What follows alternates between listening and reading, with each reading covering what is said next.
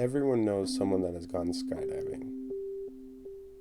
For some people, it's a been there, done that kind of experience. For others, it's something they do on a regular basis, every weekend, multiple times a day. And there's some people, like myself, that have not and will not do it. This is my friend Scott.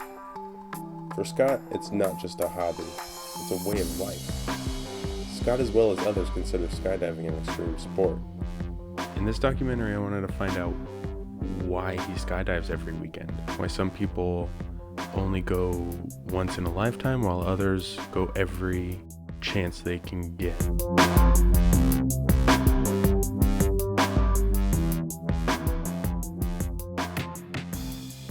I always wanted to fly.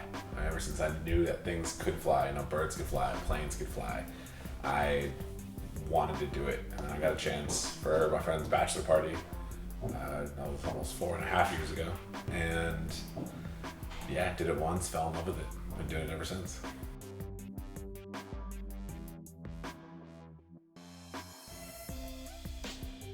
Accelerated free fall. It's the 7-level course. It's where you learn how to go solo. It's, I guess, probably the more widely accepted way to learn how to skydive right now. There are other methods, but this is I definitely believe in it. I learned that way. So yeah, 7 levels, 7 jumps you have to do. You get you more and more unstable. You wear your own parachute, your own altimeter, you fly and land your own parachute, but you have 2 instructors holding on to the side of you. They usually hold on right around the shoulder or the arm and on your hips. And they just hold on to you and they're giving you signals in free fall. And just pretty much you start off with a very simple jump. Check altimeter, practice pull your parachute. Check altimeter, practice pull your parachute. Because those are the most important things. How high am I and can I pull my own parachute? That's all they really care about. And gradually they let you be more and more unstable to the point where they're letting go of you. You're doing turns. You're doing a barrel roll, front flips, back flips, diving out of the plane on your own. To your graduation jump where it's you have to dive out, do turns, do barrel rolls, practice touches, check your altimeter, fly, land, and then you're cleared for solo. After 25 jumps, you get to apply for your first license, the A license, and that lets you jump with other people. B license is 50 jumps, lets you jump out of helicopters, air balloons. C license, you start getting more instructor rating, it's 200 jumps, and your D license is 500 jumps, where you can get all the instructor rating, start doing demos, judge type things, and yeah, so it's a progression, and then after that, you just keep learning, keep doing classes, you can learn a new discipline, learn how to wingsuit, learn how to base jump, the possibilities are endless in the sport now. What drives you to continue to jump on a regular basis? Just learning, just pushing the limits of what I can do. I have so much to learn in this sport. I have almost 1,200 jumps now, but my goal in the sport at least is canopy piloting. I want to fly small, fast parachutes in competition for speed, distance, and accuracy. And it's going and doing that. I'm starting to take a lot more.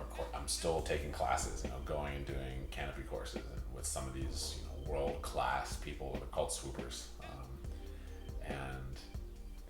Just going through and working with those guys and dialing those things in. Progressing and looking what the next parachute you're gonna fly, or the next kind of setup you're gonna do, and next kind of turn you're gonna do. So just diving their parachute towards the ground and. It just always, every single time I go out there, I want to learn something. I want to, push it, do it again, or try that new trick. Just hang out with your friends. Like we were talking about earlier, with putting everything together and just doing that kind of just free for all in the sky with your friends, and just whatever happens, happens. Just going around, just all smiles, land, high fives, and hugs. You can't not love that every single weekend, having a crew and good friends that you can connect with. And even I could get up and travel halfway across the world and go to a drop zone, show up, and you're instantly going to have that connection with people and be able to go and give high fives and give hugs and go and have that jump. And that's you can't replace that. It's an awesome feeling. Could you describe the feeling of when you first bail out of that plane? When you first go now, it's very zen. Like when, I always have found the people that can relate the most to it are people who are in sports or dancers, things like that.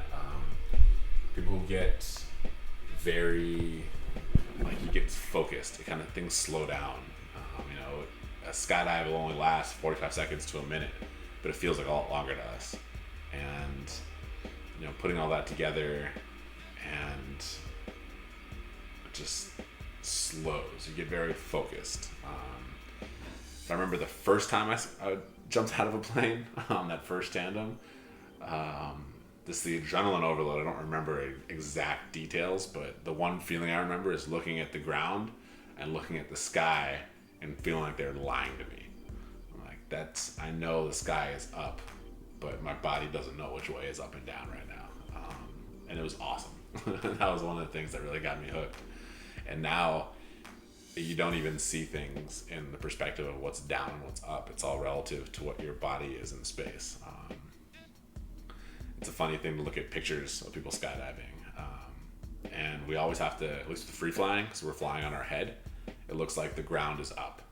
And we always have to flip pictures around to put the ground down so people can look at it and actually make sense of what's happening in the picture. But for what we think of as skydiving and what we are visual of the jump, it's a lot different than what makes sense to most people. It's considered a hobby. Very expensive and addicting hobby. The best kind of expensive addicting hobby.